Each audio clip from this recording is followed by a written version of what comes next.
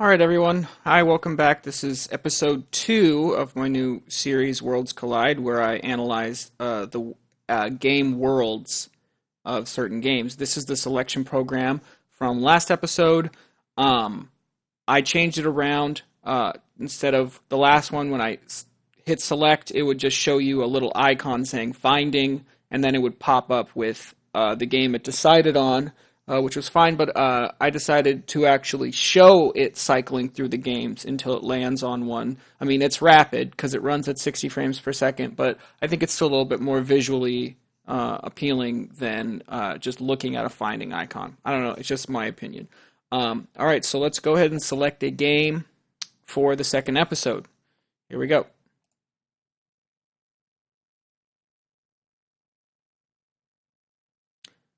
GTA 5. Oh my God. Okay, it's gonna be, it's GTA 5. But all right, that's gonna be the one I do, I guess. All right, let's get started. Grand Theft Auto 5 is set in a fictional American city that is largely based on Southern California. It was originally released on September 17th, 2013 for the PlayStation 3 and Xbox 360 game consoles. On November 18th of 2014, enhanced editions were released for PlayStation 4 and Xbox One. And finally, in January of the next year, a PC version was released. It was developed by every single division of the Rockstar Games Studios. Its lead designers were Leslie Benzies and Imran Sharar. Its world consists of dense cityscapes, small rural towns, beaches, mountain wilderness, and deserts. The single-player world is all that will be considered for this analysis, which is currently at client build 1737.0. This analysis will be running GTA 5 on the Xbox One X at 1080p. The world of GTA 5 runs well if you consider its size. It doesn't, however, run perfectly by any means. Even on the One X and PS4 Pro, it is not without the occasional frame rate drops, especially when speeding through crowded cities or when police tailing you become more prevalent. Texture and entire objects popping in are not uncommon either. This is most noticeable when flying. Unfortunately, these drawbacks in functionality are too prevalent to overlook. The functionality gets an 88 out of 100. The amount of small details, hard to find Easter eggs, and homages to other entertainment media is far too long to list for this breakdown. GTA 5 quite simply has a staggering level of detail that I don't mind saying is unmatched by anything not created by Rockstar Studios. Rockstar, time and again, surprises its fans with handcrafted worlds that feel real and immersive.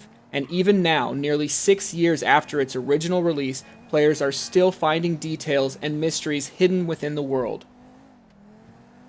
Everything from the immensely entertaining radio stations to the seemingly useless websites that can actually trigger secret missions if used properly all give this game an unparalleled sense of realism that is largely unmatched. The transitions between protagonists also give them a sense of life outside the game itself, and seeing what Trevor is up to each time I switch to him almost always makes me laugh. We are Scooter Brothers! Scooter Brothers! However, when a game feels this real, it only makes it more obvious when things go wrong. GTA 5 has a sizable amount of bugs and glitches that have been observed throughout its lifetime. I personally have run into countless bugs through my time with the game, and have come across several big ones while doing my analysis this week. The AI of the NPCs in the game is impressive considering it's largely unchanged from the original last-gen release. The NPCs in the world will react differently depending on what protagonist you're playing as, responding to Michael and Franklin with casual pleasantries, but will become hostile if you stand too close to them and refuse to move, and almost always responding to Trevor with disdain, and most women will call the police, giving him a 1-star wanted level if he lingers around them for too long. Other than the regular glitches, the realism is perfect. It gets a 95 out of 100. Again, I don't even have enough time to list all the side quests and activities within this game. They are so varied and diverse that I would say they'll remain entertaining for a very long time.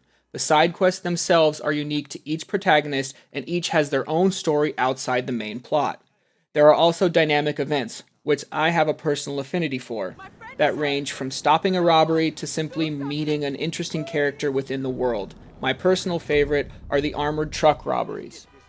There are also available challenges and races for nearly every vehicle you would ever want to drive, and if you don't want to drive at all, there are marathons you can run as well. The developers clearly wanted every type of vehicle to be well showcased. Collectibles were obviously not forgotten in this title either. There are several types of collectibles to find throughout the world, and they didn't just settle for giving you an achievement or trophy for finding them all. Every set of collectibles will trigger a secret mission or cutscene.